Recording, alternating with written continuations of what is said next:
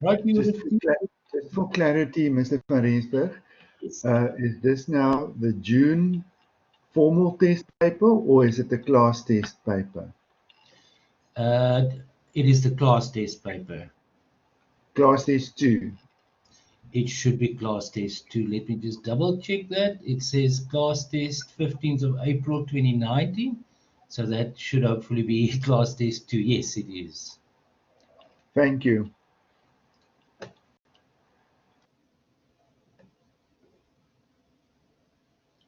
Yes, we might consider maybe just before the formal test to do go through that paper, especially the tax part. I think once we've gone through this one, the students should be very clear on the share capital part. Anyway, I think we are ready to start. It's 2 minutes past 11 already. Like we saw there, a recording is being made. So if there are any students that are arriving late, they can always go and catch up the first part of this lesson by looking at and listening to the recording. Right, so let's perhaps start by looking at what a typical test paper will look like.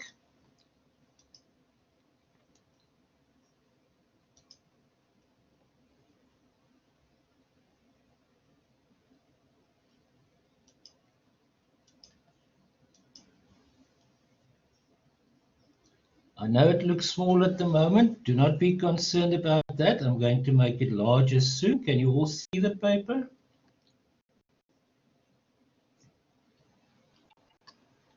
Yes, Mr. Van Rensburg, we can see the paper. Thank you, Mr. Moorman. You and Mrs. Moore must please just monitor the hands up and the messages because I cannot see that at the moment. I can only see the test paper. So that is what the first page looks like. That is what the second page looks like. Right, so we've got 2 pages of question paper here. So let us start working through it. Now, this is not a novel, this is a question paper, so it's not the worst idea on earth to start at the end and then go back to the beginning. What I mean by the end is to first of all look at what is going to be required of you. Why it's important to know what's going to be required of you is it gives you expectation of what is coming. So if we scroll down, there we see the required section. Can you see that?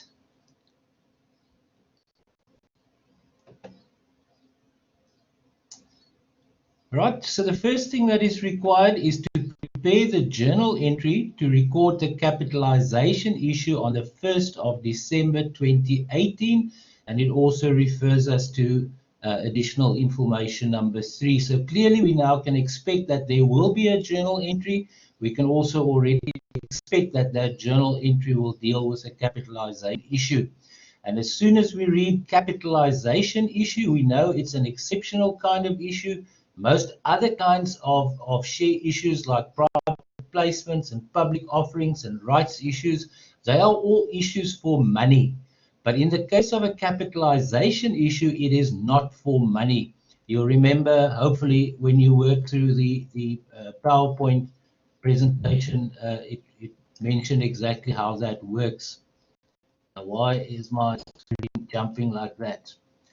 The second thing that we need to do is to calculate the total amount of cash required for the redemption of preference shares on the 31st of December 2018. There's a lot of information in there. First of all, now we know the date. The date of the redemption is the 31st of December 2018. We know that this deals with the redemption of preference shares. And clearly, if they mention we've got to calculate the total amount of cash required, it means we have to go and have a little financing plan. We've got to see, first of all, do we have sufficient cash available in order to do the redemption? And if we do not have sufficient cash available, do we have a plan on how we can acquire the cash that is necessary to complete this redemption? You remember when we looked at, or when you studied the lesson, we said there are certain sections in the Companies Act that prevents the company from bankrupting itself, right? Capital preservation and so forth. So one of the sections deals with 2 matters: that the company must pass the liquidity test and that it must pass the solvency test. So that is to prevent the company from making itself bankrupt in the process of redeeming preference shares. Then the third thing that is going to be required of us is to prepare all the journal entries in connection with the redemption of the preference shares, right? So now we've got to complete all the journal entries that is required to finalize that redemption, including the cash transaction. So if we need to debit bank or credit bank, we're going to do it in the form of a journal entry. And it also helps us there. It tells us it relates to numbers 4 to 8, which refers to the additional information that we'll look at just now. Okay, so we know we need to do some more journal entries. It states there that narrations and closing transfers are not required, but ladies and gentlemen, that doesn't mean you do not have to show the dates. When you do journal entries and when you do general ledger accounts, always remember to include the dates. The fourth thing that is required of us is to prepare the statement of changes in equity. Now, clearly, this deals with share capital. So share capital represents equity. So where will we find any movement in our equity? In the statement of changes in equity, right? The company, as we'll see just now, is called Your Bud. I guess that's the translation. Your Bud Limited for the year ended 31st of December 2018 in compliance with the International Financial Reporting Standards. Then we go to number 5. What else is required of us? We must prepare the ordinary share capital note. Clearly, if this deals with share capital, we must disclose the note. That is where we have to provide some additional information, the information that is already in the rest of our financial statements. On our company, Mr. Farensberg, yes. Nafisa has a question. Nafisa, please ask your question. Yes, please do.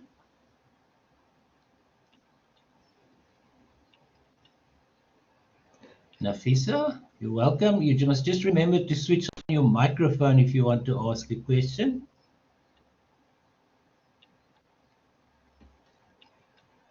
Nothing from Nafika? Then we can lower our hand. If you want to ask a question at any point in time, raise your hand again. Mr. Borman or Mrs. Moore will then inform me about that. Right, so in the fifth instance, we've got to do the share capital note. Number 6, the sixth requirement here we can leave for the time being because that deals with dividends tax. We are going to actually do it, but we do not expect you to know about dividends tax yet. We are going to cover dividends tax next week, right? But just for the sake of completeness, we will cover it in this question anyway. So they say assume a dividends tax rate of 20% and calculate the amount of dividends tax payable on the preference dividends declared for the year ended the 31st of December 2018. Okay, so now we've got a clear picture. Sinclair has a question. Yes, Sinclair, please ask your question. Remember to switch on your microphone. Yes, I see it's on. Hello, sir. I just wanted to ask what question paper are we using to work in this lesson?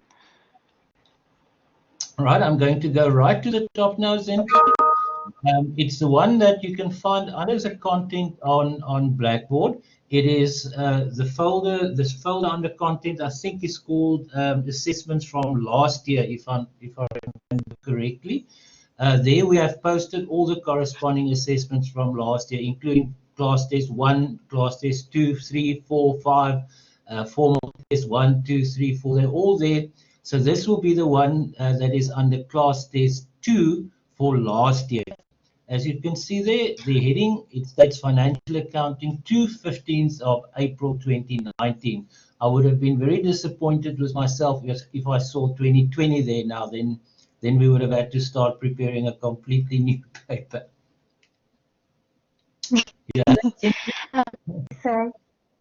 Okay, Thank so you, sir. I will go and will download yes. it now. Okay, so it is there, so you can download it, you can look at it, you can print it, you can do whatever you want with it. So it is already there, but I can display it for you year as well. Okay, so now let's go and work through the main body of this paper. Always remember, students, you can see there it clearly states work done in pencil will not be marked. It's going to be very hard for you to do an online test in pencil, so don't worry about that, but just remember when you actually write a test paper, that you shouldn't use pencil. The reason for that is in the past, not recently, there were students who wrote tests in pencil, and then afterwards, when the tests were returned to them, they would erase something, write the correct mark, and then say the lecturer did not mark it correct, and it was. Anyway, long story short.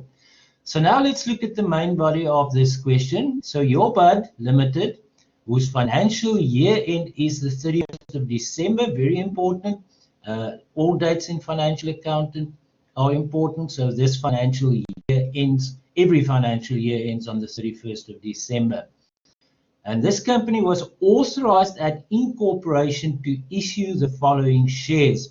Now, as soon as we see the word authorized, we know a few things. We know that is the maximum number of shares that they are allowed to issue in terms of their memorandum of incorporation, right? The one that they registered when the company was founded.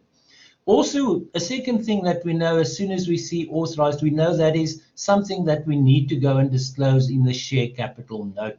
You remember when you worked through the lesson, there was a little section for each class of shares and for each type of shares that indicates what is the maximum number of shares that the company is authorized to issue, and then there's also a reconciliation of the actual shares in issue, or outstanding shares as they nowadays refer to it.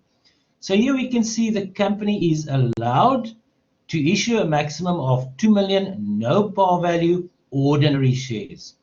Also, in the company's memorandum of incorporation, or MOI, the company has been authorized to issue 800,000, 8% redeemable preference no par value shares, redeemable at the option of the company. Now, I know from experience, Mr. Borman and Mrs. Moore as well, if students hadn't had a look at share capital and preference share capital notes before, then they sometimes think that is a typing error. 800 space 8 space. Okay, so how you read that is it is 800,000, 8% redeemable preference shares, right? So the 8% refers to the dividend rate or the coupon rate. Okay. Again, it's no par value shares. You know the discussion that we had about par value and non-par value shares in the PowerPoint lesson. Redeemable at the option of the company. That means the company has the power to decide when, or if at all, they are going to redeem the shares. You remember also in that lesson, we said if it's not redeemable at the option of the company must redeem it. Let's say on the issue date, they've already predetermined that it's going to be redeemed on the 31st of December 2025, then it is not at the option of the company. The company must redeem it. And in a case like that, it should be seen as a liability. Yes, Mr. Borman. Sorry for interrupting. It seems to No me worries. Fisa has a question again. Now, Fisa, switch on. I can see your microphone is on. Please ask your question now. Yes. Hi, sorry it was deactivated before, but I just wanted to know what is the scope for class test 2? The scope for class test 2 is everything that we have studied with regards to share capital. So that includes the basic principles of share capital, which we are basically touching on now. It includes any changes in share capital, so that relates to the issue of shares, the buyback of ordinary shares, the issue of preference shares, the redemption of preference shares, which we are doing exactly at this moment, share splits, share consolidation, anything that has to do with share capital. That chapter that deals with share capital and the IFRSs that deal with share capital. Does that Okay, so yeah, but we're not doing treasury shares and the advanced stuff. Yes, we are. We are. Oh, okay. Everything Okay. that we have done with regards to to share capital. Look, the class test is not as long as a formal test. So clearly, not everything can be asked in a class test, but you must be prepared, especially for the formal test, that anything is possible. If it was in one of those lessons that we've loaded for you, if it's in your textbook, if it's part of the work program, the questions can be asked on that. Okay. Okay. Thank you, sir. So prepare for every possibility. Right. Okay. Can I just say, if you'd like to know more about the test, we can answer that at the end of the session. We now are going to look at this question and we're going to work through the question. Thank you. Thank you, Mr. Borman. Okay, so let's proceed. So now the next paragraph there reads, on the 1st of January 2018, and again, date is important. We've just seen in the previous paragraph that this this company has got a financial year on the 31st of December. So if they referred to the 1st of January, that will be at the beginning of a financial year, probably this year. We'll see soon when we look at the additional information. But anyway, the fact that it states 1st of January and we know that the company has a year end at the 31st of December means that it is at the beginning of a year. Then it carries on, the following shares were in issue, right? That were in issue. I know nowadays, I think Mr. Borman can help out here. Nowadays, they also talk about the shares were outstanding. I'm not personally very I don't like that term too much, but I know that is what is being used nowadays as well. Okay, so that means those shares had already been issued prior to the 1st of January, right? So at the beginning of that year, those shares were already issued. So the shareholders were the owners of it. How many shares? 600,000 ordinary shares. And those ordinary shares were issued, excuse me, at R1.50 each, which gives us a total value for the issue of 900,000 Rand. So that is simply 600,000 shares multiplied by the issue price of R1.50 each. That gives us the value of the 900,000 Rands. And here again, our thoughts should go into the very near future. We know that in the share capital note, we are going to disclose numbers of shares, not values, but in our statement of changes in equity, we are going to disclose the values. The 600,000 will appear somewhere in our note, and the 900,000 Rands, or Rand, I should say. My daughter always says I must not say Rands, I must say Rand. I'll try and do that. It's an old habit. Will appear somewhere in our statement of changes in equity. Also at the beginning of the financial year, 300,000, 8% redeemable preference shares had already been issued, so that it's already an issue at that date. They were issued at an issue price of R2 each, so the total value is 600,000 Rand. Right, again, a simple multiplication there. 300,000 shares issued at R2 each gives us a value of 600,000 Rands. Okay, so let's scroll down a little bit. Then we get some more information. They say the following information, mainly with regard to share capital, is relevant for the year ended the 31st of December 2018. Now we are 100% certain that we are dealing with a financial year that ended on the 31st of December 2018, and we know that those issued shares there, which dated the 1st of January 2018, was at the beginning of this financial year. So they say here in paragraph number 1, on the 1st of January 2018, the retained earnings balance was 380,000 Rands, and the revaluation surplus balance was 120,000 Rands. Now, both of those will be equity, right? Retained earnings is part of your equity. Revaluation surplus is an example of so-called other comprehensive income, so that will be part of your statement of changes in equity. The second paragraph, so we must already know that paragraph 1 will appear somewhere in our statement of changes in equity. Sorry, there goes my phone again. I'm just going to ignore it at this stage. Second paragraph, the total comprehensive income for the year ended 31st of December 2018. So that is this financial year. amounted to 393,000 rands, consisting of two things. First of all, the net profit for the year of 313,000 rand. So we know we have to add that to our retained earnings, right? And then also a surplus or an increase in the surplus of on revaluation of property of 80,000 rand. So a surplus on revaluation of property increase during this year of 80,000. So clearly we had a revaluation of the property and it was revalued upwards. Again, we must know that will appear somewhere in our statement of changes in equity. Then paragraph 3. They say the directors decided to make a capitalization issue. As we've said earlier, we know that is one of the few kinds of issues that are not for money, right? Not for money. 2 ordinary shareholders, and consequently they issued 1 ordinary share for every 4 ordinary shares held, right? The principle here is we must remember only our existing shareholders will be rewarded by getting this fully paid up shares or free shares, right? We're not rewarding anyone who's not an existing shareholder. We're rewarding our existing shareholders. So for every 4 shares that a shareholder already has, you will get another one. So if that shareholder, let's say for instance, owns 400 shares, how many shares will that shareholder now get? Maybe just type it in the text box there, and then Mr. Borman or Mrs. Moore can tell me if you've got the answer right.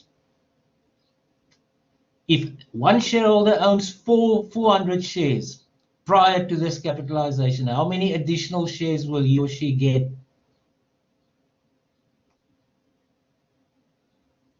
I can't see the text box now. The answer would be 100, right? They're getting 1 for every 4 they hold. So if they hold 400, they'll get an additional 100.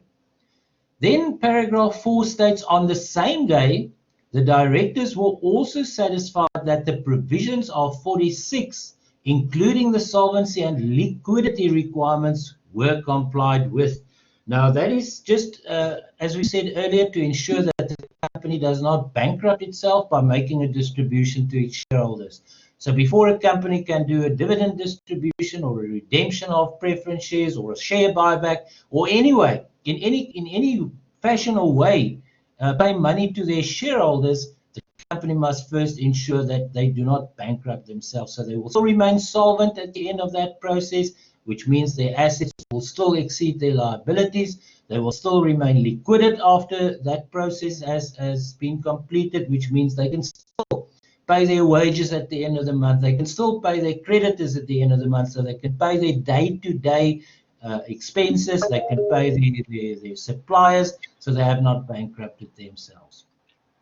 Mr. Farisa, can you perhaps explain again how you got the 100 shares? There's some questions on that in the chat box. Okay, that was just a theoretical example. They say that the directors, in paragraph 3, the directors decided to make a capitalization issue to ordinary shareholders, and consequently they issued 1 ordinary share for every 4 ordinary shares held, which means if I'm an existing shareholder and I hold 4 ordinary shares, how many shares am I going to get now during this capitalization issue process? If I only hold 4 shares, I'm going to get 1. Does that make sense, students? You're going to get 1 more. Right, so an additional 1 will be issued to that particular shareholder. So the theoretical question I asked, if a shareholder, one particular shareholder owns 400 shares before this capitalization issue, how many additional shares will be issued to that shareholder during this capitalization issue? It'll be 100. Or am I wrong? Your lecturers are never wrong. Okay. You're right, Mr. Farisa, 100. Thank you, Mr. Bowman. Like I said, the 3 of us are never wrong. Any other questions from students? Nothing so far. You may proceed. Thank you, Mr. Borman. So we've dealt with paragraph 4. So paragraph 5, they say that directors consequently pass the resolution. So this will be at a directors meeting. They will have minutes of the meeting, and there they pass the resolution. So it says resolved to redeem all the preference shares. Now remember, we spoke about this in the lessons. It's not always going to be all the preference shares. It can be 50% of the preference shares. It can be 25% of the preference shares. It can even just be a certain number of preference shares. But the fact remains, in this particular question, perhaps students can ask later the question, what's the situation if it's not all? Okay, then please do. You're free to ask the question. Then we can look at a theoretical situation again. But in this particular question, they say all the preference shares are going to be redeemed, and it's going to be redeemed. Where was I now? All the preference shares in issue at a premium of 40 cents per share, right? So what does that mean if it is being redeemed at a premium of 40 cents per share? It means that they are not only going to get their capital that they invested originally back, they're going to get an extra 40 cents per share. So let's maybe just look at what we issued it at. What did we issue the preference shares at? If we go back to the top, near the top of the page there, we saw that 300,000, and we are going to redeem all of it. If they said we're redeeming half of the shares, then we would have redeemed 150,000. Anyway, we saw there they were issued at R2 each, right? So that means when those investors, those institutions and individuals who invested in the preference shares, when they bought it initially, they paid R2 each per share. They paid R2 per share, right? But now we say we are not only going to return their capital to them. Yes, we are going to return their capital to them, that R2 per share, but we're also going to give them a little Christmas gift, an early gift. Yeah, we're going to redeem it at a premium of 40 cents per share, right? So how much are they going to get back? They paid R2 per share. What are they going to get back per share? We type it in the chat box there, and then Mr. Borman or Mrs. Moore can tell me what you've typed there. If they bought it for R2, we're going to return their money to them plus 40 cents per share. How much per share are we going to return to them?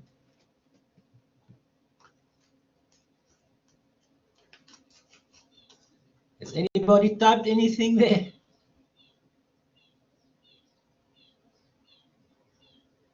Unfortunately, I can't see that now. Anybody answer? I've typed it in there.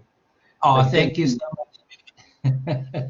You're helping out the students here. Mr. Borman is not going to help you in the test on Friday, okay? So you must no. So you must be quick here. You must now know that if they pay R2 per share and you give them their R2 back, you give them an extra 40 cents per share, they're going to get R2 40 cents back, right? Or they're going to get R2 back plus an additional 40 cents. So in total, they're going to get R2 40 per share on the 31st of December 2018. And then lastly, paragraph 6, there might be more paragraphs, sorry, not lastly, just the last one on this page. On the 31st of December 2018, the directors declared a preference dividend. Oh, there's something else we must keep in mind.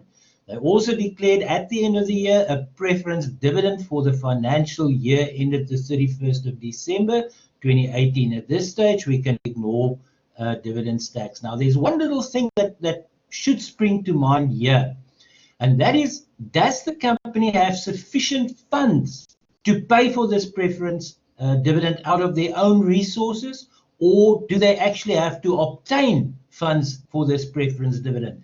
Clearly, if they already have the funds available, they do not have to include this in their financing plan.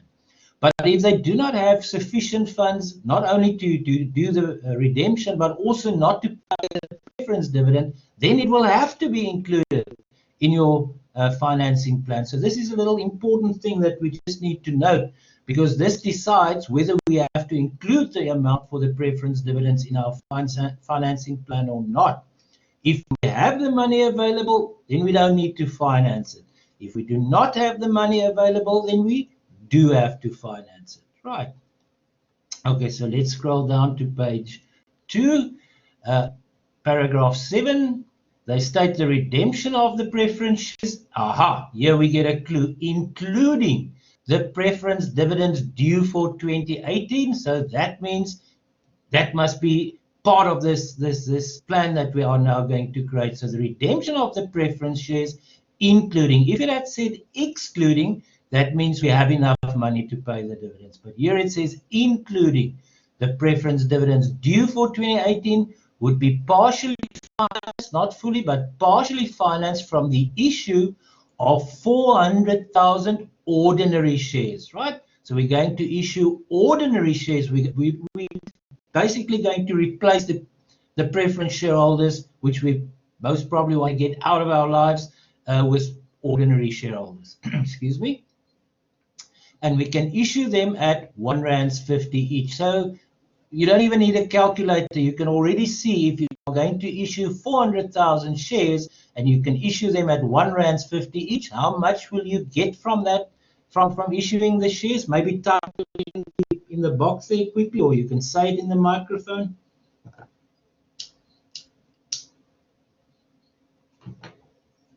What's 400,000 times 1.5? 600,000. I hope somebody typed it there, Mr. Borman. Anyway, we're getting ahead of ourselves. They did. Ah, good. They are awake on a Monday morning. And then, like it stated there, it's partially financed from the issue of shares, but where does the rest come from? The rest comes from, of the financing would come from the issue of as many 11% debentures as are required. The cash from both of these sources was received on the 31st of December 2018.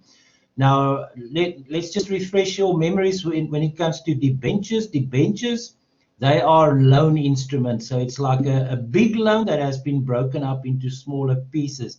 So if the company cannot obtain, let's say, a 20 million rand loan, no bank wants to take that risk, then they can try and issue debentures. So debentures are loan instruments. They'll take the 20 million, they'll break it up into, let's say, individual debentures of 10,000 rands each, and then invite institutions to invest in their debentures.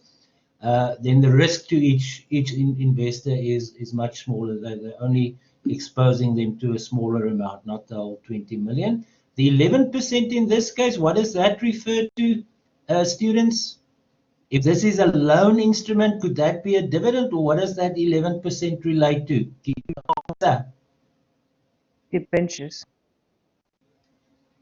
Yes, that the 11%, but the 11% debentures, what does that 11% mean? What significance does it have? Interest. Yes, there we go. That's the interest rate. Remember, debentures are loan instruments, so it's like like I said, a big loan broken up into smaller pieces. But they must still, the company must still pay interest because it's still money that they borrow. Okay, so they are going to be paying interest of 11% per annum or per year on those debentures. Right, and then this is our last paragraph of the additional information, number 8. They say the company issued checks, or nowadays more popular way is to do electronic funds transfers or EFTs, same entry anyway. So they issued checks to pay over the amount due to the preference shareholders, so whatever we owe them for the redemption, including the preference dividend. Remember, we haven't paid it during the year. We're going to fund it. We're going to finance it as part of our financing plan, and then we're going to pay it all over in one shot, each individual investor, on the 31st of December 2018. Okay, so let's start with that first journal entry. Prepare the journal entry to record the capitalization issue. Maybe we can just pause here for a few seconds. Are there any questions up till this stage? We basically now read through the whole paper. No, Mr. van Rensburg, everything is fine. You can proceed. Thank you, Mr. Borman. Do we actually still have students present? Yes, we've got 49 students in the classroom. Excellent. Thank you, Mr. Borman. Okay, so prepare the journal entry to record the capitalization capitalization issue on the 1st of December 2018. It refers us to paragraph number 3. So let's see what happened there. They say the directors decided to make a capitalization issue to ordinary shareholders and consequently issued 1 ordinary share for every 4 ordinary shares held at a market price of R1.50 per share. Now, students, what do we have to look at here if they say they are issuing 1 ordinary share for every 4 ordinary shares? Do we have to look at the value of the shares, or do we have to look at the number of shares? A few of you can type a little answer for us there. Just type number or value. Thank you so much. The number of shares. So now we'll have to go and have a look how many shares were in issue at the beginning of the year or any time just prior to this capitalization issue taking place. So how many shares? Well, let's ask the question first. Does it relate to ordinary shares or redeemable preference shares? Look where my cursor is. Ordinary, right? They're talking about the ordinary shareholders. So that means we have to look at that figure. So how many shares are in issue prior to this capitalization issue? 600,000 rands, right? 600,000 shares, yes. Thank you. So 600,000 shares. Now, for every 4 shares that are in issue, we are going to issue 1 additional share. So how are we going to calculate how many shares we have to issue now? What little formula are we going to apply there? Maybe somebody can answer me there. 600,000 times 150. No, not 150. That is the issue price. We must now just look at how many shares we are going to issue. Then we are going to look at the value. So at this stage, just focusing on the number of shares. So it'll be 600,000 shares. Yeah, that's the number of shares. They are going to get 1 for every 4 that they already hold. So we're going to say 600,000 divide by 4. Divide by 4, multiplied by 1. Right. Okay, so 600,000 divide by 4, that gives us 150,000, I think. I'm just doing this in my head. Multiplied by 1. So we're going to issue them with a further 150,000 shares. I hope I'm correct. Yes. Sorry, sir, to disturb you. Why are we multiplying by 1 instead of the 150? Because at this stage, we are only looking at the number of shares. We are going to look at the 150 soon, but at this stage, all we want to know is how many shares are we going to issue. Okay, sir. All right. Then we're Thank going you. to look at okay. The number of is 600,000 by 4. Yes. Sorry, Yes. is it okay? Is it okay if we take 600,000 and then we multiply it by 1/4? Other than that, but then Yes. dividing by 1. Absolutely. Absolutely. It's the same effect. Whether you divide it by 4 or whether you multiply it by 1/4, same thing. Thank you for that. That gives you exactly the same. I did actually ask for a formula, so you gave me a formula. So it's multiplied by 1/4 or divided by 4, which equals the same answer, right? So if I work it out correctly, I think it's 150,000 shares. Is that right? Hopefully. And then they say we are issuing it at a market price of R1.50. Now, the lady that asked the question, now we are looking at the value, right? So initially we just had a look at the number of shares. Now we are going to see what is the value of the shares. You all agree there? Maybe we can ask a question. Does this a journal entry whatsoever? Do we need a journal entry for this? Yes or no? Yes. Question. Yes, we do. Why? We are actually issuing shares. Okay, we are issuing shares. That means our ordinary share capital is going to increase So therefore, we do need a journal entry. Okay. Right, so now we know how many shares we're going to issue. We also know now what is going to be the value. The value of that share issue is going to be 150,000 shares multiplied by 1.50 per share. Right, so that gives us the value. So let's go down to the journal. Let's maybe before we show the journal, which account are we going to credit? Let's just ask that question. We are issuing shares. Remember, we said a few seconds ago, we are actually issuing shares. So which account are we going to credit? Ordinary share Yes. capital. There we go. Ordinary share capital. It's equity. It already has a credit balance. We are increasing that credit balance. It becomes a bigger balance. So we're going to credit that. But we said earlier that we do not receive money. We are rewarding our shares probably because we want to reward them for investing their money. We want to give them a dividend, but we haven't got sufficient cash. So we rather give them some more shares that they benefit from it in the future. So if it's not an issue for money, can we debit our bank account? Yes or no?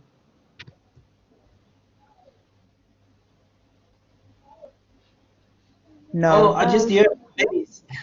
No, the answer is no. Yes, exactly. We haven't received cash. Correct. We haven't received cash, so we cannot debit our bank account. So which account are we going to debit? That is something that we might have to talk about briefly. We said that this very often happens when a company wants to reward their shareholders by declaring a dividend, but they might not have cash. So now they give them free shares, which will benefit them in the future when either they sell shares or when there's an actual cash dividend that's going to be declared. Now they get dividends on more shares, right? So this clearly is almost like a dividend, right? It is not a dividend, but it is similar. So what do we use? What are we distributing when we are declaring a dividend? What are we distributing?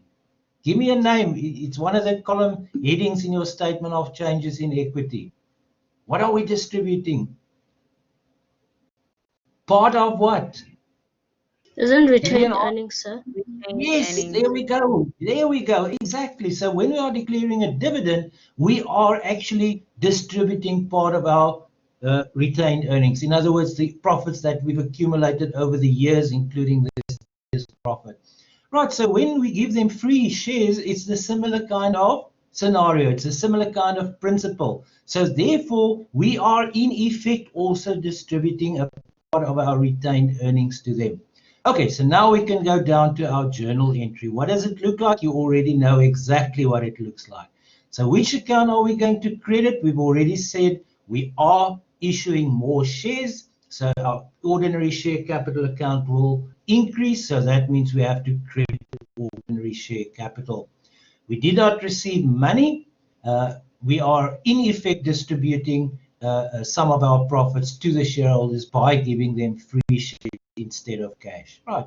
So the appropriate account to debit here will be retained earnings. You all agree with that? And then it is just a question, what is the value of that issue? We've already determined how many extra shares are we going to issue. There were 600,000 shares in issue prior to this event taking place. Those shareholders are getting one new share for every 4 they already own. So we divide it by 4, multiply by 1. That gives us 150,000 shares. What value are we issuing those shares at? R1.50, which happens to be the average issue price of the shares anyway. So that is sort of nice in equilibrium. So there's our journal entry. Any questions on that?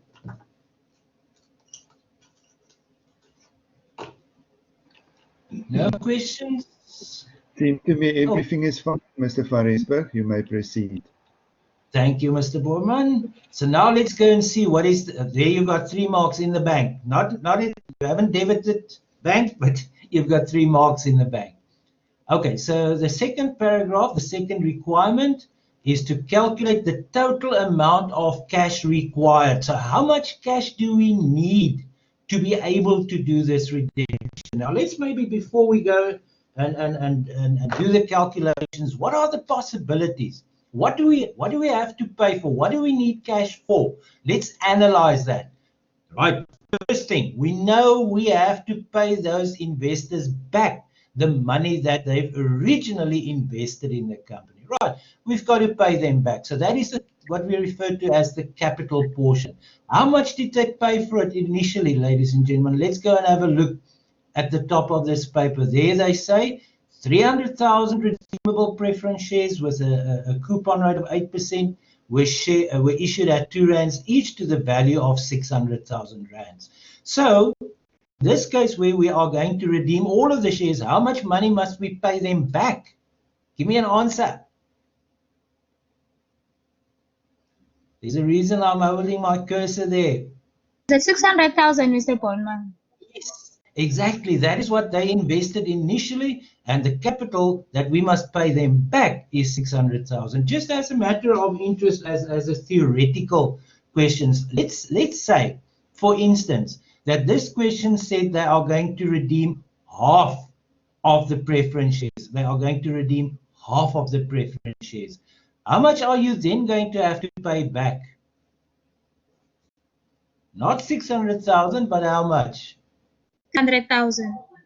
300,000, right? So if they're redeeming half of it, then you're going to pay half the amount back. Or if they are going to redeem, let's say for instance, argument's sake, 1/3 of it, then you are going to pay 200,000 rands back. Okay, but in this case, we saw that we are going to pay all of it back, so that's 600,000. What else do we need to pay them? Let's have a look at that.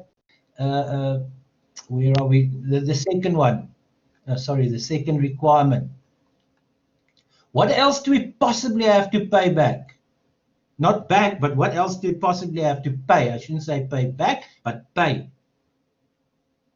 Premium at redemption. Yes. Remember in our additional information paragraph 5, we said we're not only paying them back what they paid originally, we are paying them an additional 40 cents per share, right? So we must also provide for that without looking at the answer. What is the important thing there? If they say something per share, is it the number of shares or the value of the shares? It's the number of the shares. Yes, fantastic, perfect. If they give you a percentage, then it is something you have to apply to the value. But if they say per share, it means you have to look at the number of shares. So we can now even at this stage go and calculate how many shares are we redeeming. There's my cursor. How many shares are we redeeming? 300,000 shares. 300,000, and each of those shares that we are redeeming is going to get an extra 40 cents, right? 40 cents. Each of them is going to get an extra 40,000. So if you take that 300,000 multiplied by 4, 3 times 4 is 12. So that will be probably what is it, 12,000 rands or something? No, 120. 120,000. Okay, no, it would be 12, but the number of zeros I wasn't certain of. So they're going to get an extra, what did we just say? 120,000, 4 cents per share. So you all see how we are calculating what we need to pay. What else do we have to pay them in this question? Because they specifically mentioned it. Dividend. Yeah, they mentioned. Yeah, where my cursor is now. So they're not only get the money back, they're not only going to get that extra little bit, the premium, they're also going to get the Preference dividends. There we go. They're also going to get the preference dividends. So now we must cater for that as well. So even before we go to the solution, let's calculate it for us. In the case of preference dividends, the preference dividends, let's maybe just go to the preference shares again. What is the full name of that account? 300,000, 8% redeemable preference shares. What does that 8% mean? Getting 8% Interest that we're going to get. That's the dividend rate. Remember, these are equity instruments. They also sometimes refer to it as the coupon rate. In the old days, these shares were actually physical pieces of paper. Nowadays, it's electronic. But that is the coupon rate refers to the rate of dividends. Now, we said earlier, probably less than 2 minutes ago, that if they say something per share, we look at the number of shares. But if they say something percent, do we then look at the number of shares or the value of the shares?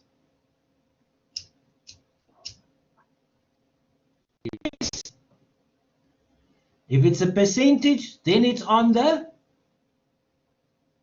Value. Yes, Value. there we go. It's on the value of the shares.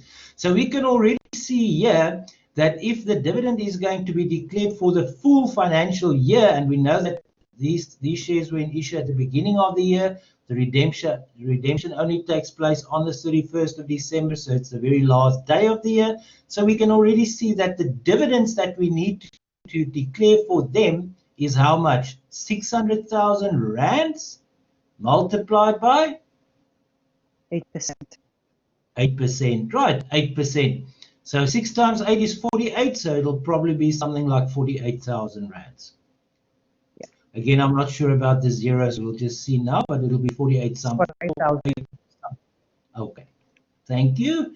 Okay, so now let's go and look at the solution. How much, remember, what was the question? The question was, how much cash do we need to complete this redemption? So what is the total amount required for the redemption of the preference shares? So let's go and have a look whether we did not lead you into a dark alley here. Are we right? Yes. They will see how much capital do we have to pay them back. What was the amount that they originally paid for the shares that we are now returning to them? 300,000 shares in issue. They paid how much when we issued it? Yes, 2 rands each. So how much must we give them back? 600,000 rands, the full amount, because we are redeeming all the preference shares. And then we said not only are they going to get back what they actually paid for it, we're going to reward them. We probably sweetened the deal for them to take up the shares at the beginning by saying, you know, when we are doing a redemption, we're going to give you 40 cents extra per share. And there we said the number of shares is the important figure. How many shares are we redeeming? We are redeeming 300,000 shares. Each share gets an additional 40 cents, right? 4 times 3 is 12. So if you calculate that out, it means we are going to give them an extra 120,000 rands. But also we need to provide for the dividend, as we said a little bit earlier, the preference dividend. If this had been cumulative preference shares, then we cannot do the redemption until we bring the preference dividends up to date in any case. But here they did tell us that the dividends are going to be declared.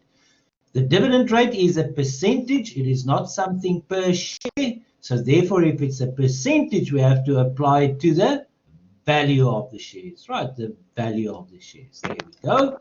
Then we apply it to the value of the shares. Okay. So 600,000 rands, that's the value of the shares times 8%. That's the annual dividend. As you already correctly said, that gives us 48,000 rands. Right, so how much to complete this question, the answer to the question, how much money do we need to complete this redemption? Yes, so we just add those three figures together, 600,000 plus 120,000 plus 8,000 gives us 768,000 rands. Right, so there we've got another 3 marks in the bank. Again, I must just emphasize here, ladies and gentlemen, if the company clearly stated that they are going to use their own cash resources for the dividend, then you are not going to include the dividend in your financing plan, right? But here they said, they clearly stated including the dividends, right? Any questions so far?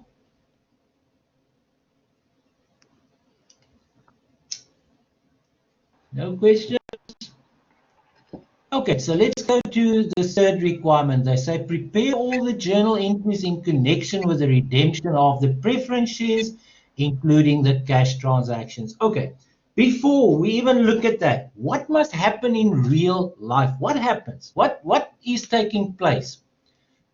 First things first, we are withdrawing those shares from the market. You agree? The shares that had been in issue at the beginning of the year, once we do the redemption, they're not going to be in issue anymore. So we are withdrawing it from the market. At the same time, what are we also doing? When we are withdrawing the shares from the market, we are refunding the original investment to the shareholders, right? So these two actions basically go hand in hand. We are withdrawing the shares from the market, and we are refunding the money. But we are not only refunding what they've originally paid, we are also giving them that extra 40 cents, right? And we are also at the same time, through the same process, we are also going to bring our dividends up to date. So we are returning their original capital. We are giving them that extra amount of 40 cents, which is a premium on the redemption of preference shares. And we are also declaring a dividend, and we're going to owe them the dividend at the same time. So clearly, what do we have to do during this process? Two things. First of all, we have to cancel the value of the preference share. So whatever value we are going to redeem must be taken out of the general ledger account. In which general ledger account is that value currently residing? What do we call that account? That it is currently has a credit balance containing the value of the preference shares. Yes, speak to me. Retained Can you earnings. ask again your question? What is the name of the account that currently contains the value of the preference shares that have been issued in past years? It's a It's an retained earnings. No, the retained earnings, that represents your accumulated profits. Which Okay. account holds the value of the shares that you have issued? It's the preference share capital account, right? It's the preference share capital account. Does that have a debit or a credit balance? Credit balance. Credit balance. Exactly. Thank you. It has a credit balance. So if we now need to get rid of that credit balance or decrease the credit balance, what do we have to do with that account? Debit or credit it? Debit. You debit it. Exactly. Now we've got to go and debit it. Right. Now we've got to go and debit it. At the same time, we now know we owe that money to the shareholders. So at the same time that we are canceling the value of those shares, what do we have to create? We have to create what do we call it? That kind of element if we owe money to someone. Oh, the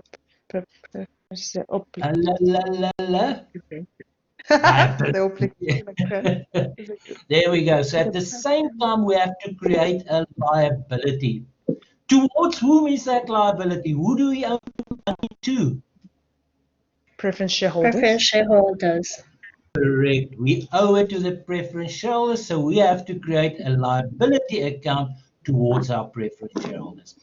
Okay, so those are the two things that will be in all redemptions. But now we also know, besides returning the money to them that they originally invested, we also give them that extra 40 cents per share, right?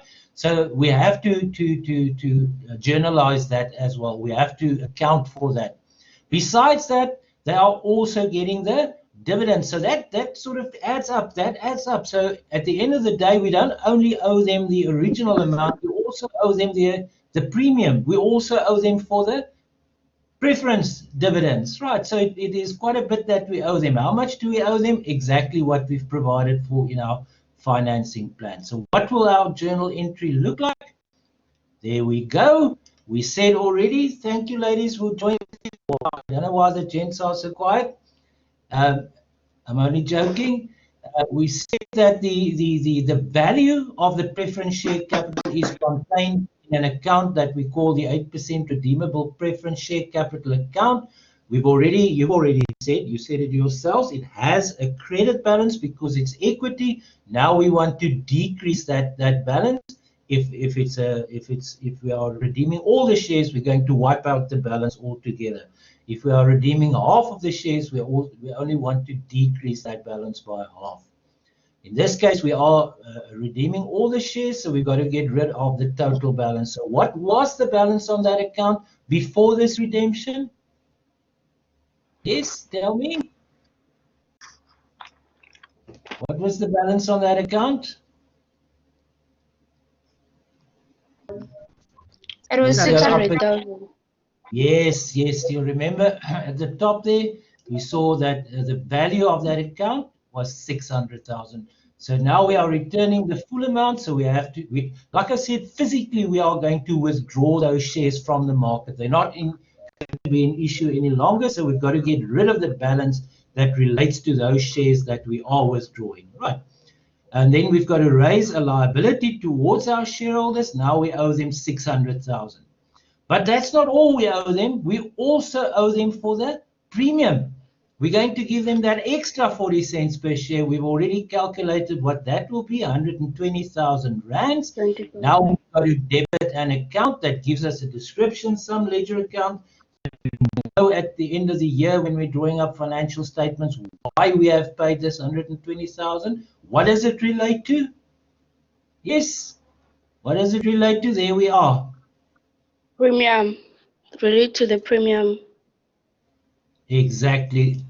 And remember, this is not the same as a share premium. A share premium, ladies and gentlemen, in the old days when we had par value shares, when a company issued shares at par value and they issued it an issue price of more than the par value, then we would have created a share premium account. That's not the same as this one. This is not called a share premium, right? It's called a premium at redemption of preference shares. It's not the same animal as a share premium. And then, as you know, when we declare dividends, what else do we have to do? We've now got to show the distribution. So we're also going to debit preference dividends. And all of that money, the 600,000 plus the 120,000 plus the 48,000, we owe that to whom? To whom do we owe it? To preference shareholders. To the preference shareholders, right? So that means at the same time that we are cancelling the shares and that we are recording the dividend that we are distributing and the premium that we're going to pay them, at this point in time, we raise the liability towards the shareholders.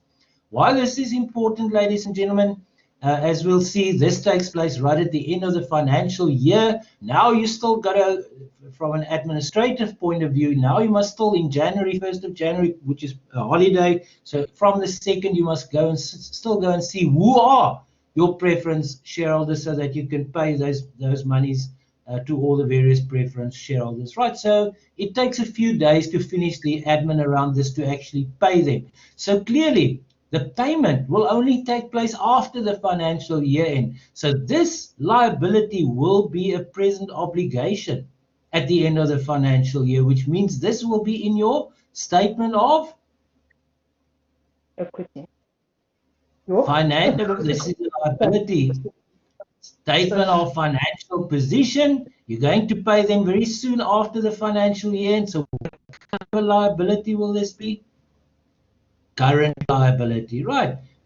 That is why it's important to raise the liability, because you're only going to pay this after the year end. Okay, right. Now let's see what else. Now we've got to pay them that money, right? We owe 768,000. We've got to pay them that. But can we pay them the money if we haven't got the money? Yes or no? No. No. We must No. still get. Thank you. We must still get the money. We haven't got the money. That's why we created this financing plan. Now we've got to put the financing plan into action. So we must now see how are we going to actually get that 768,000 rands. Now we've decided, as you saw earlier, that they are going to issue, what was it, 400,000 shares. I can see it in the answer already. But let's just go to the question part again.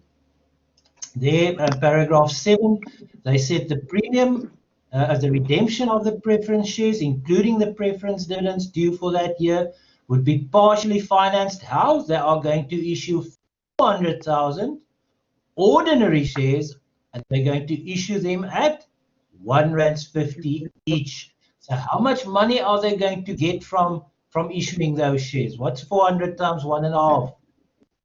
600,000. 600,000. 600,000. Thank you. So they're going to get 600,000 rands from the issue of shares. But remember, they are actually issuing shares, right? They are issuing ordinary shares to pay for the preference shareholders. So clearly we are going to have to credit our ordinary share capital.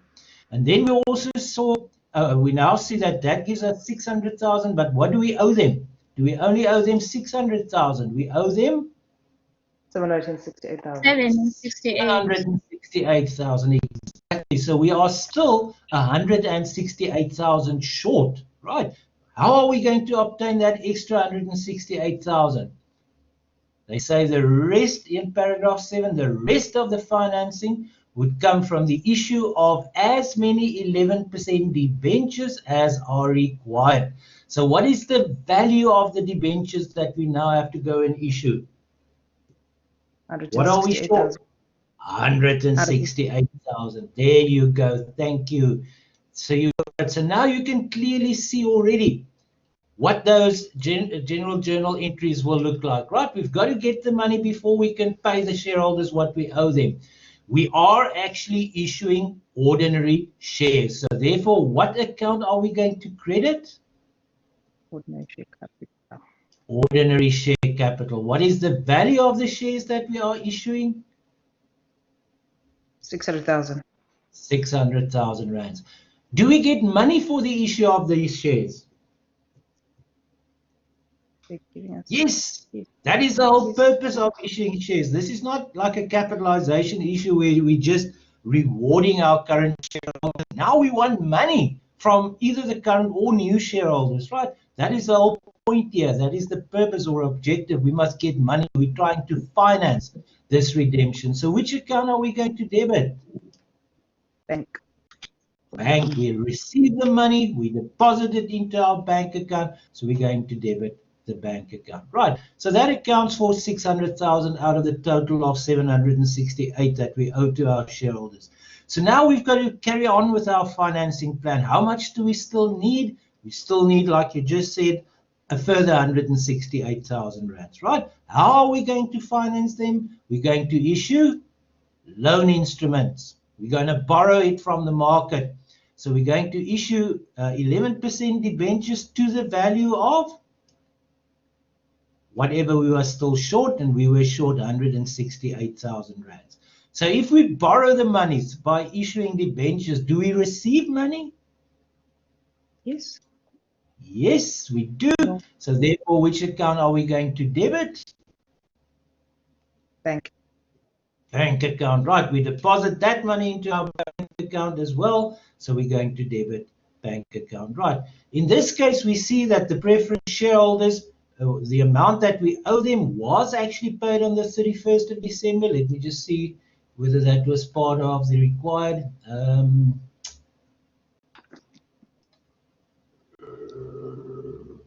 Sorry, that one there, including the cash transactions. I think at the top they said cash from both sources.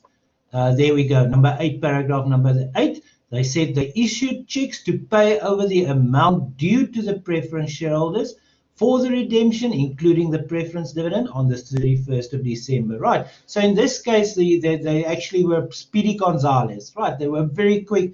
They were able to get the money on the same date when the redemption takes place, and they were able to pay the shareholders. Okay, so on the 31st of December, in accordance with paragraph 8 of the additional information, we also made the payment on the last day of the year. Okay, so if we make any payment, which account are we going to credit? Bank. Bank, right. And why are we making a payment? Who are we paying? Shareholders. Exactly the amount that we owe. We cannot now again go and debit, let's say, a redeemable preference share capital. We've already done that. We cannot go and debit anything else except for what we owe, the liability. The liability, that is why we're making a payment, so that we don't have that liability anymore, right? So therefore, we are making a payment. Why are we making a payment? To pay the preference shareholders what we owe them. So clearly this entry will be to debit the preference shareholders, which we credited there. There we raised the liability, right? There we raised the liability, but here we are now paying that liability. Okay, so we debit the preference shareholders and we're making a payment, so we're going to credit the bank account. Any questions so far, ladies and gentlemen? Aye. Mr. Faris, Sorry. Lisa has a question. Yes, please go ahead. Sir, a quick question, please. Where does the 168,000 come from? The 168,000. Yes, sir. Okay. Where it comes from, let's have a look at what we said we need money for. What is the cash that we required? How much money do we need in total? We need 600,000 rands to return the money to the investors. You happy so far? We need 120,000 rands for that extra little amount. That's not even little, but for that extra 40 cents per share. And we also need to pay them the preference dividend. So how much money do we need in total to do this redemption? We need 768,000, right? Yes, sir. Happy so far? And then if we look at how it's going to be financed, we have this here in paragraph 7 of the additional information. They say it's going to be financed how? First of all, partially from the issue of 400,000 ordinary shares. So we're going to issue 400,000 ordinary shares. At which price per share? 150 rands per share. So how much money do we get from the issue of these shares? 600. 600. Right. So we get 600 rands from the issue of the shares. So how much are we short? How much must we provide for? 768, okay. 768, right? 768. But we can get 600,000 rands from the issue of the ordinary shares. So how much are we still short? Short of 48,000. 48,000. A further 160. Sir, I wasn't asking about. Sir, I wasn't asking about the 768. I was asking about the 168,000. Yes. That is what I'm answering you now. That's what I'm answering out. You know, how much do you need in total? I've highlighted it in blue. Okay. It's 768. You need a 768. How much did you get by issuing the shares? 600,000. Yeah. Yeah. So what are you short? Short of 48,000. Oh, of 168,000. Okay, now I see. There you go. That's what you're short. That's what you must still get. That's what you must still get more financing for. Okay. I thought it's the 11% of 600,000. Hence I didn't get the 168,000. Oh no. It is simply what is the total amount that you need to do the redemption, less what you've already got. Okay. Thank you, sir. That's what I wanted. And what you've already got, you managed to get 600,000 there through the issue of ordinary shares. So that's simply what you owe them in total there, 768, less what you've already managed to get from the issue of shares. What are you short? What must you still get? 168. So it's literally that one less that one gives you that one. Okay. Thank you, sir. And so you must now go and issue the debentures, the loan instruments, in order to get whatever you still require. Okay. Any other questions? Do you have a question? Landela, do you have a question? All right, it is clear now. I've listened when he was explaining, so it's fine. Thank you. Because I thought that we're using 11% to calculate that 168, and I've been trying, so it's fine. I'm sorted. That is a wonderful example of one asking a question, but there's probably 10 others who have the same question. So it's always good to ask. So thank you for that, Yamkela, and everyone else who wanted to know that. I hope you are all clear. Okay, Any other questions? No other questions, so then we can go to the fourth requirement. The fourth requirement is to prepare a statement of changes in equity of UBUD Limited for the year ended 31st of December 2018 in compliance with IFRS. Okay, statement of changes in equity, what does it mean?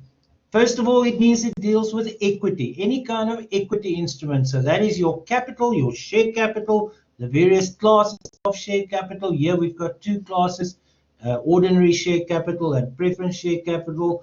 It includes your retained earnings. It includes anything that has to do with what we refer to as other comprehensive income. So in effect, it's your share capital and all your reserves, right? So that is what that statement deals with, equity, anything that is part of equity. And what does it show? What does it disclose? The changes in it. So clearly, if it discloses the changes, it means you have to start with your opening balances and you're going to finish with your closing balances. And then anything in between, any movement in between represents a change in the equity, right? So that is what it is, the statement of changes in equity. Now, I always make this joke when I've said this. What's a good place to start, or where is a good place to start if you are going to drop a statement of changes in equity? And I'm going to get very wonderful answers, but none that I'm looking for. A good place to start, ladies and gentlemen, is simply to go and identify which kinds of equity do we have. So a good place to start is to identify that and then create a column. Create a column for each type of equity. So which types of equity do we know we have? If we go back to the beginning of this paper, what kinds of equity do we have? We've got ordinary shares. So clearly we need a column for ordinary share capital.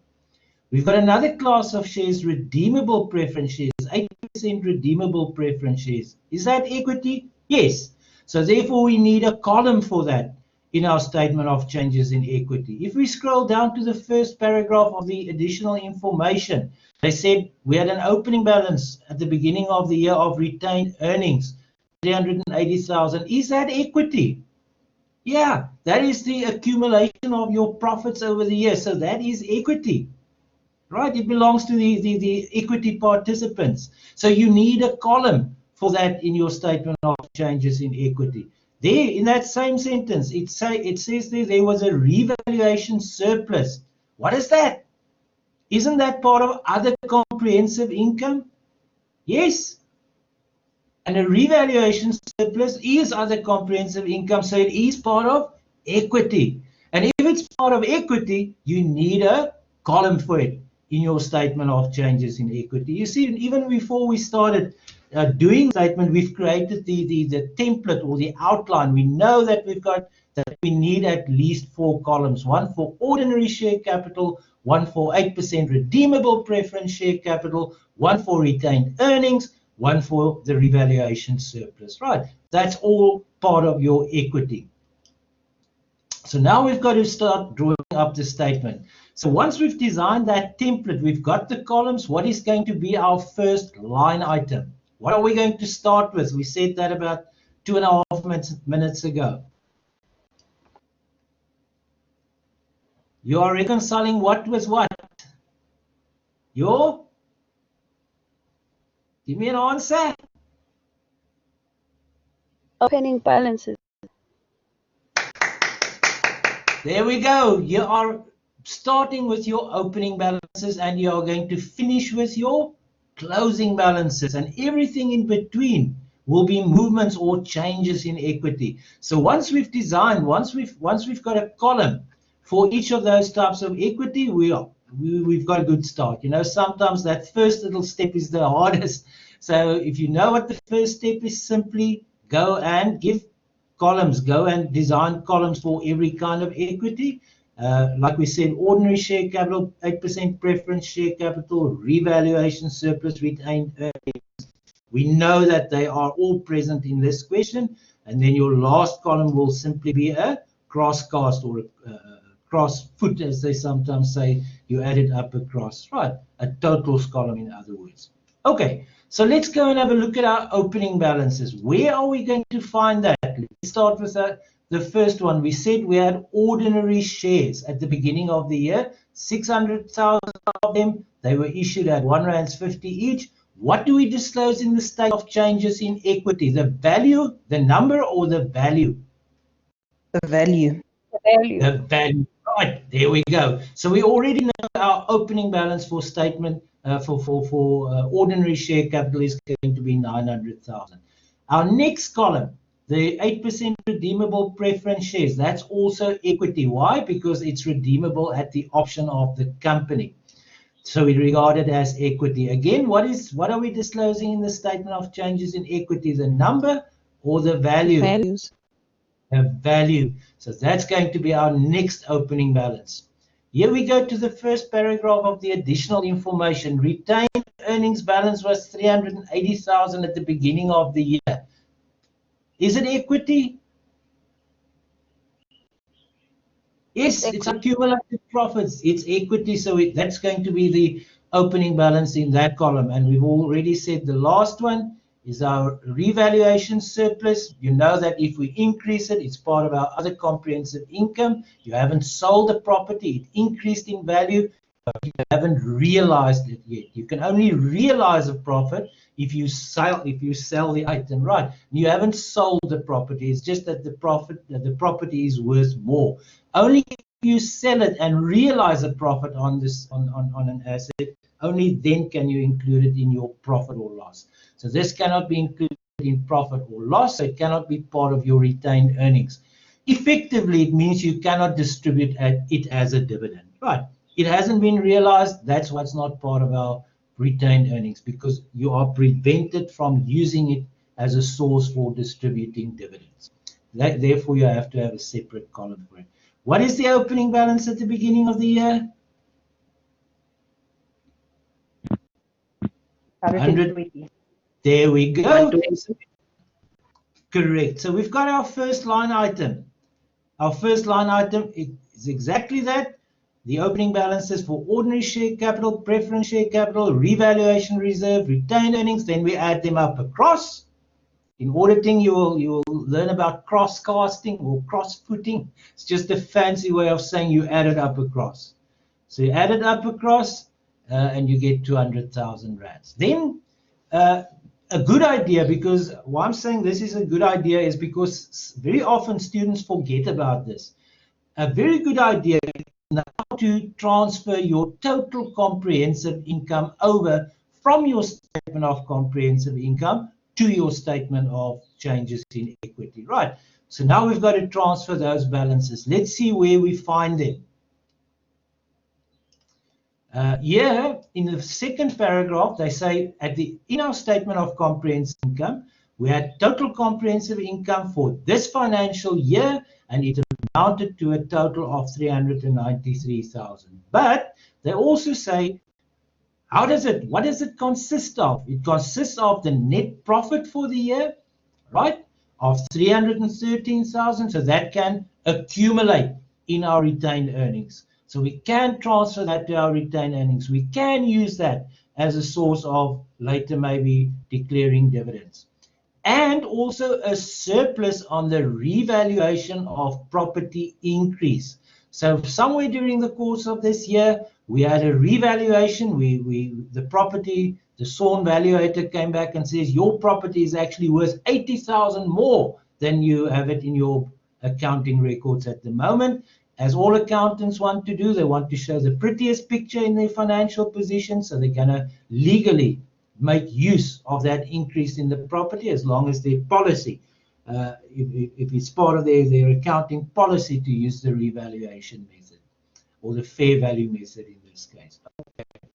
So we are going to transfer those ones individually to the appropriate column. And the total of 393 will then be in our totals column. Let's see. So it's 313 plus 80. Let's go down. There we go. Remember, please write there, ladies and gentlemen, remember in financial accounting, which deals with disclosures, your wording, the way you disclose something, the way you phrase it, is just as important as the figures. This is not cost accounting, right? This is not an internal document. This is a document that's going to be sent to your shareholders and potential shareholders and the revenue service and whoever is interested in your company, the asset managers and so forth, right? So it's a document that you draw up for external use, so your wording, your descriptions must be correct. How do we describe that? Total comprehensive income, right? Does it affect our ordinary share capital? No, so we put a dash. Don't just leave it blank. It looks like it's unfinished work. Put a dash.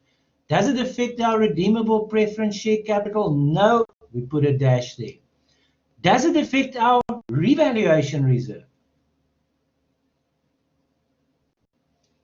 Yes.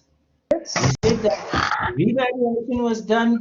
The value of our property is now 80,000 more than we originally had it in our books at the beginning of the year. So that will increase our revaluation reserve. We cannot show that under retained earnings because we cannot use it to declare a dividend from, right? What can we show in our retained earnings column? The additional net profit, the profit for the year. The profit for the year that we are allowed to distribute to our shareholders. And then the total, the bottom line, the final total of our statement of comprehensive income will then appear under the totals column of our statement of changes in equity. Right, now let's think, what else happened during the course of the year? You know, this is actually easier than students think. All you need to go and do is look at your journal entries. What journal entries did I have? This is my first journal entry. What happened here? Is there any leg of that entry that has a bearing on my statement of changes in equity? Yes or no?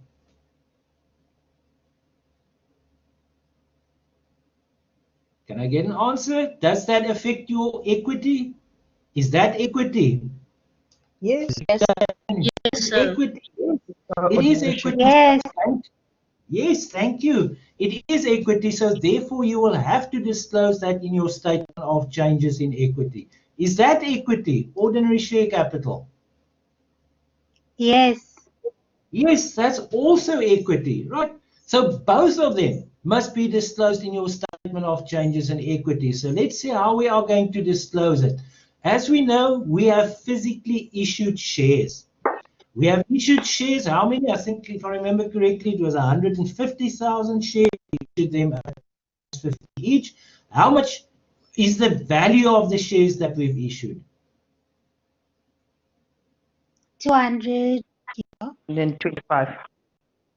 There we go, 225,000. You can simply get that from your journal entry. Remember, we refer to our journal entries, that's where we get this from. So did it increase or decrease our share capital if we issue shares? Increased. Increases. More shares are in the market, it increases it. Did we get money for it? No, we didn't. We didn't get money for the capitalization issue. So what did we use as a source of funding this issue, these shares that we have given for free to our shareholders? What did we use as the source? Retained earnings. Retained earnings. So it's almost as if we've given them a dividend. The only difference is we didn't give them a cash dividend, we gave them shares, right? So clearly we have distributed some of our retained earnings by giving them the free shares. Would that increase or decrease our retained earnings? Decrease. Decrease. Decrease. There's now less retained earnings. We used some of our accumulated profits to fund the capitalization shares, right? Okay, let's go back to our journal entries. We've got that one. That's the one that we've already covered. Let's see where there are more journal entries. Here's a journal entry. Let's see, is that equity? Yes, it is. It is equity. So that means it will have to be shown in our statement of changes in equity. Is that equity? 120. Yes. Yes, it is also, excuse me, that is the additional amount you are going to be paying to the shareholders. So you'll have to write it off somewhere. And you remember from the beginning of the year, we said that any share related issue share-related cost. A share-related cost is not allowed to be written off to your profit or loss. A share-related cost must be written off directly in your statement of changes in equity. Next one, the third leg there. Is that part of equity? Yep, it's a dividend. Yes, it's a dividend that you are distributing. When you are distributing a dividend, it means you are distributing part of your retained earnings. So that will decrease your retained earnings. So again, that is part of equity. It will be a change in equity. So therefore, it has to be disclosed in your statement of changes in equity. That's what it's for. Okay, right. What about that one? Is that equity? Preference shareholders, is that equity? No. No, it's not. What is it? It's a liability. And a liability, yes, that belongs in your statement of financial position. That doesn't belong in your statement of changes in equity. Those three do. Okay, so now let's go and disclose it in our statement of changes in equity. What does it relate to? Well, two of those items relate to the redemption. And remember, we cannot simply write preference shares. Where do we find preference shares? Yes, there. Preference share capital, we've got it there. This is a change. Remember, this statement is statement of changes. So what changed? The preference shares were redeemed. Right, that is the change that took place. The preference shares were redeemed. Or in the case of the ordinary shares, it was an issue. We cannot just write the ordinary shares. Or ordinary share capital. There we've got ordinary share capital. That's the heading. But what changed? There was an issue. These are all changes, right? Opening balance, closing balance, and in the center, those are the changes. So there we had issue. There we had issue. Here we have redemption. So shares were redeemed. How much capital did we return to the shareholders? What did they originally pay for it that we returned to them? 600,000. There we go, 600,000, right? That's what we returned to them. We redeemed all of the share capital. That means at the end of the day, that will be a zero at the end, right? And in our published financial statements, we indicate a zero with a dash, right? In our published, remember, we are drawing this up for external users.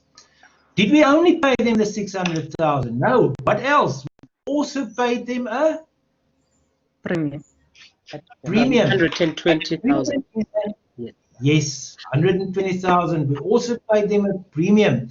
And as we said, IAS 32 states you are not allowed to write off any share-related cost, even share issue expenses. You are not allowed to write off to your profit or loss, right? You've got to write it off to your statement of changes in equity. In the case of share issue expenses, you would write it off to the relevant share capital account, as you remember from the lesson. Okay, in this case, it was the premium on redemption, so that is literally, effectively, more retained earnings that you are distributing. So the appropriate account to use as the source for your premium on redemption is your retained earnings, right? You give them more than they paid, so you are actually rewarding them with some of your profits. What else did we pay them? Or owed them originally and then later on paid them? Dividend. Remember when we had that journal, we said there are three legs. That was the one, that was the second one, this is the third one. But that is something separate from the redemption. We also provided for the dividend that was declared. The preference dividend. Now, clearly a preference dividend doesn't affect your preference share capital, right? What is a dividend? It is a distribution of retained earnings. So if it's an ordinary dividend, you cannot show it under ordinary share capital. It's under retained earnings. If it's a preference dividend, same thing. Doesn't affect your capital. It affects your retained earnings. So there we are indicating doesn't affect it, dash, doesn't affect that column, dash, doesn't affect that column. So we put in a dash there. And there we go. So the preference dividend 48,000 rands was distributed from our retained earnings towards our preference shareholders. Happy so far? Okay, let's go back to our journal entries. What have we missed? This one. We've already dealt with the first one. Well, we've dealt with this one right at the top. We've dealt with that one now. Now let's deal with this one. That leg of the entry, is that equity? Yes or no? Nope. Nope. Yes. Nope, that's not equity, so that cannot appear in your statement of changes in equity. What about that one? Is that equity?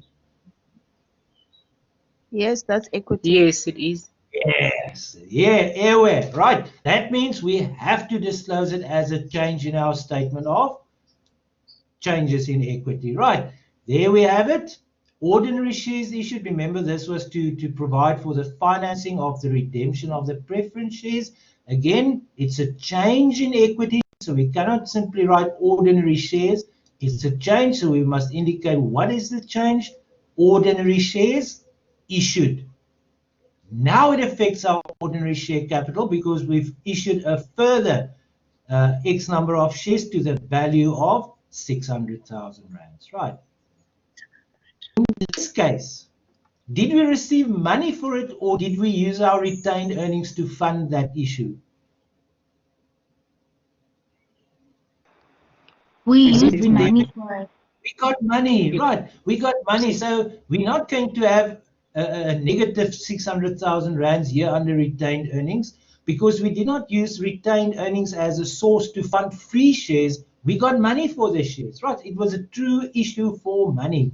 So therefore, that's not going to be a negative. It's only in the case of a capitalization issue where you issue those shares for free that you have to use your retained earnings as the source. It's almost as if you are distributing it like a dividend. Okay. So anyway, so ordinary shares issued, the value 600,000 rands, dash, dash, dash, doesn't affect any of those columns. And then the total, if we add it up across, 600,000. Okay, so let's go back to our journals. This one, we've dealt with that one. This leg, the debit bank, does that affect equity? Nope. No. No. No. No. 11% Nope. debentures, does that affect equity? Nope. I've got a quick answer already there. No, that's a loan instrument. It's not an equity instrument. So none of those two loads affect our equity. Preference shareholders, is that equity?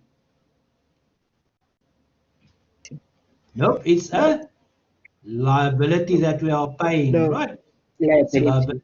It's not equity. It cannot be in your statement of changes in equity. Bank, is that equity? No. Nope, it's an No. asset. Unless it's an overdraft, it's an asset, right? So we've gone through all our journal entries. We've analyzed which of those deal with equity. In other words, which of them caused a change in equity, and we made sure that they are all indicated there. Done, dusted. Right? All we need to do now is add it up, add up our columns, add up our columns, add up our columns. Remember, it's in bracket, you deduct it, add up our columns. And then if you want to make sure that we haven't made a mistake, then you add up the totals at the bottom across. So whatever that final column, what that adds up to, the final column adds up to 22225. It should also add up across, right? The add up across must also then give you that. Then you're pretty sure you didn't make a clerical or calculation error in your statement of changes in equity.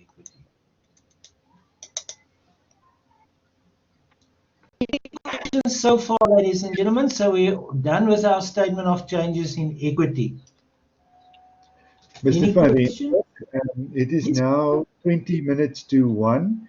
I think we should proceed, but just finish off now. Okay. Can we maybe, yeah, so maybe just use 5 minutes for that note quickly? Yes, yes. Okay. Right, ladies and gentlemen, our session is almost over, like Mr. Borman said.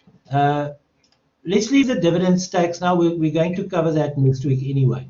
So what was the last part? Just the ordinary share capital note, right? The ordinary share capital note, you have got the solution. So you know that you have to have a note that's going to describe what the ordinary share capital looks like. But remember, this is important. I'm highlighting the heading there. That heading doesn't indicate a currency, right? It's not dollar, it's not rand, it's not yen, it's not pound, it's not euro, but it indicates number. So in other words, it deals with the number of shares, right? And we said we are going to start with what is authorized. We have to indicate there the class of shares. In this case, it's ordinary shares. We have to indicate, this is actually a requirement of IAS 1, where they say if it is a par value share, you must disclose the par value. And they also carry on and they say if it is non-par value, you must state the fact that it is a non-par value share. So it is actually a requirement of IAS 1 that you state the ordinary shares, or if it was preference shares, the description of the preference shares of no par value, and then just the number of shares. Under the heading, authorized. And then you've got another little subheading. I've only got 3 minutes. Another little subheading that deals with the issued shares. Again, remember, this is the number of shares. So how many shares were in issue at the beginning of the year? You remember right at the top? Let me go there quickly. There, 600,000, the number of ordinary shares at the beginning of the year, right? Then we had a capitalization issue. How many shares? And remember, we must describe it appropriately, a capitalization issue. How many shares did we issue during that capitalization issue? 150. 150,000. So more shares in issue, it's a positive. Then during the period, during that process of doing the redemption of preference shares, we also issued shares for money. They refer to it as an issue for value. A capitalization is not an issue for value. We give that for free. But this was an issue for value. We got money for it, not the amount, but the number of shares. How many shares did we issue? 400. 400,000, right. So at the end of the year, shares in issue, closing balance, how many shares do we have in issue? Now be careful, do not count the 2 million. We should actually draw a double line under it. I will go and do that. Draw a double line under it. That is where it ends. That's just the authorized share number of shares. Here you start with 600,000 at the beginning of the year, plus the capitalization issue, 150,000 shares, plus the that ordinary share issue to fund the redemption of 400,000 shares, gives you a total of 1,150,000 shares. Ladies and gentlemen, we've Mr. Borman, can you just help me here? How many minutes, or do we have time for a few questions? Mr. Paris, but there is still 15 minutes, but I think you can explain the dividend tax, but I just would like to remind you that we only have 2 hours, eh? Yes, thank you. Otherwise, I'm going to be talking to myself here. The session automatically closes at 1 o'clock. But there is time to explain the preference dividend tax calculation if you want to.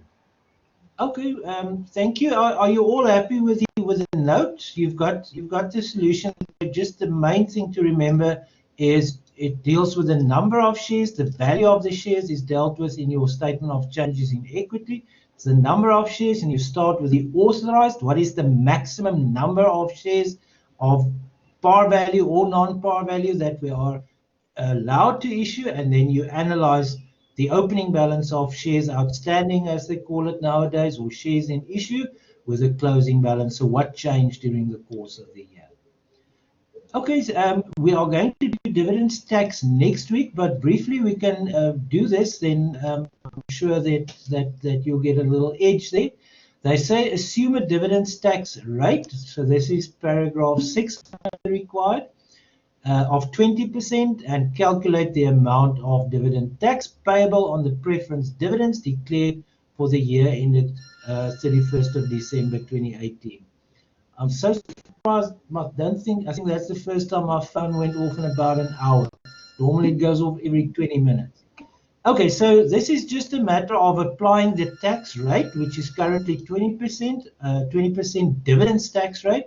I think it started many years in not many, 2011. I think it started at 12.5%, if I remember correctly, and then it went to 15%. But for the last 2 years at least, it's 20%. So dividends tax rate. So what is the amount that the company must pay over when we're going to deal with dividends tax? We'll see that dividends tax is not actually imposed on the company.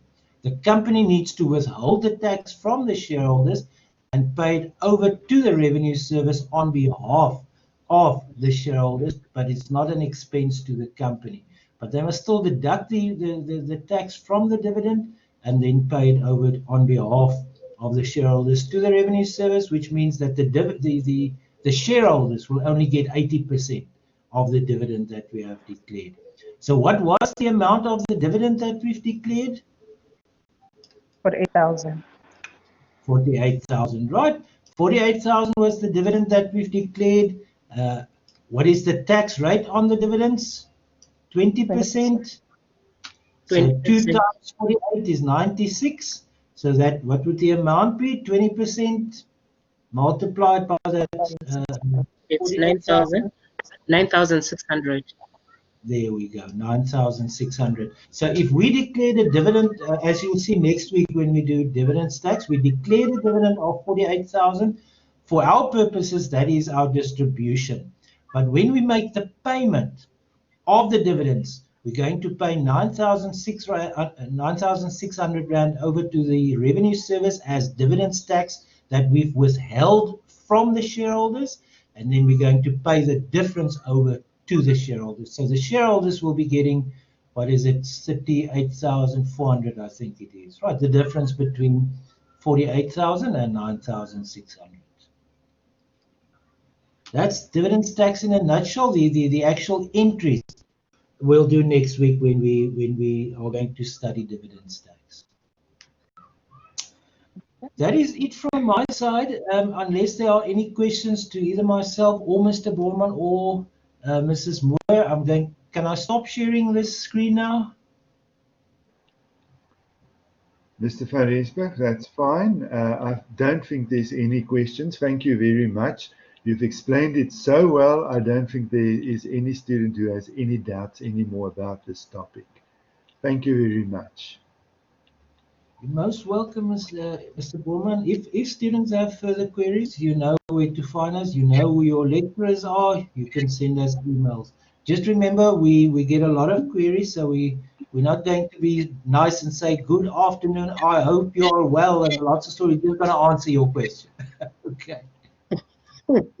Mr. van Rensburg, maybe we should just quickly talk about Friday's test. Is there anything you'd like to add?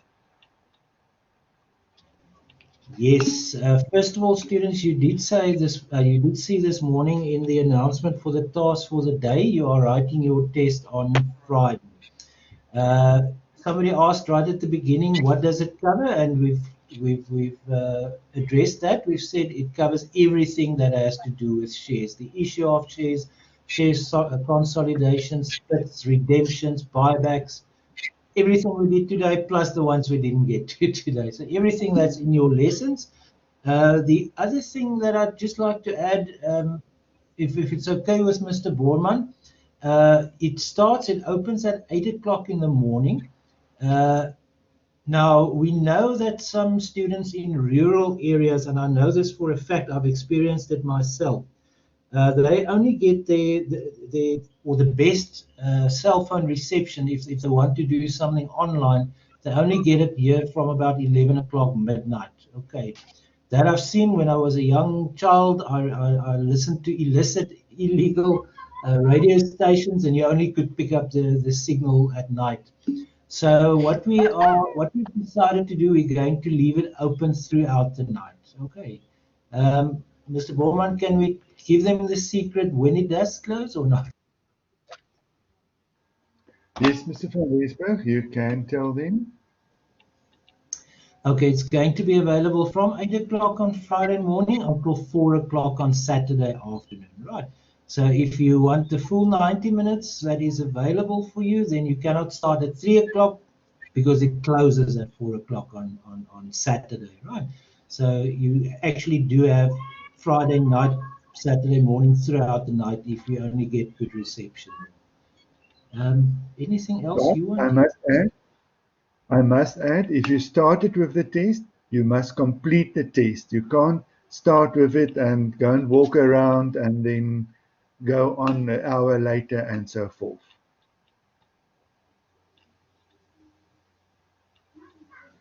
Yes, that is correct. If once you start, you've got to finish it. I obviously didn't read all the chat messages. One chat message there from Mr. Kuketso Michael Mbubi. What's the time? It's now 12:51. Sorry, Mr. Colin. I know that's what you're not asking. I'm just joking. Yes. I just want to know how many attempts do we have? Is it Okay, in an ideal situation, no student will have any connectivity problems, but we know we're not in an ideal situation. There is the possibility of connectivity problems. So we have gone as far. In fact, our whole department has decided on that. We are going to give you 3 attempts, but don't abuse it. I know it is possible. But that really is for the event that you lose your connection, then at least you get another attempt. And in the unlikely event that you lose your connection again, you've got one more attempt. If you lose it for a third time, then it's not your day. Go back and sleep and forget about it. Okay, so you do get 3 attempts. What else was there about it? The duration, yes. Koketsu Michael movie. I knew that was what you were asking, but having written there, what's the time? I couldn't help myself but making a joke. The duration is 90 minutes, Mr. Borman, if I remember correctly. No, I think it's 60 minutes. I think they will be finished in 30 minutes time.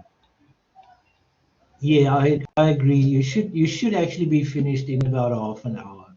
But I think you'll see the duration when you start the test. It'll display there. Yeah, it's either 60 or 90 minutes, which is ample. I can guarantee you it's ample. Unless you don't know your work, then you need 50 hours.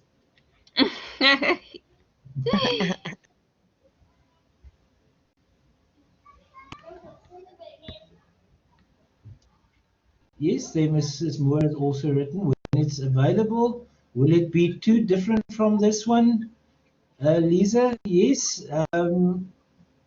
It must be different because we want to test your knowledge. We want to test your understanding. We want to test your application of what we've learned. So obviously we cannot give you the identical test, but it's going to be along similar kind of lines. There might be something else in there. There might be a share consolidation or a share split in there. There might be a few other things, but there will be nothing in there that has not been discussed in one of those lessons that you have. Thank you. Okay, so Michael Mbubi, if it's clear, I like that thumbs up. Thank you. Any other questions? Let's see, we've still got a few minutes. So, sir, the test is gonna cover just the theory and what you did now. Yes, there's actually not much theory in it. It is more the practical application. So you do need to know the theory. You do need to know what happens when shares are issued or when shares are bought back or redeemed. But it is more along the lines of what we did now, where you get a scenario and you've got to apply it. You've got to do certain calculations. You've got to record it in terms of a general ledger account or a journal entry or both. And then the financial statements that are affected by that. In the case of share capital, clearly that would be your statement of change within equity. The note that accompanies it. In the case of equity, again, it'll be your share capital note. Yeah, so I think there's not going to be nasty surprises or mysteries. It is what you have been learning. Okay, thank you. You're welcome. Any other questions for Mr. Borman or Mrs. Moore or for me? Hey, it's wonderful to have all your lecturers present, eh?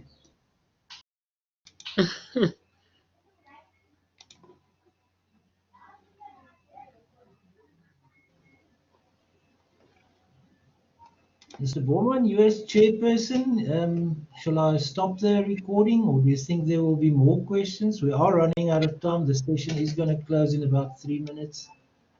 Mr. Van Rensburg, I think we end the session here and we stop the recording. Thank you very much, ladies and gentlemen. I hope you've learned a lot of things. Mr. Van Rensburg, this was an excellent presentation. Thank you very much. Bye-bye, everyone.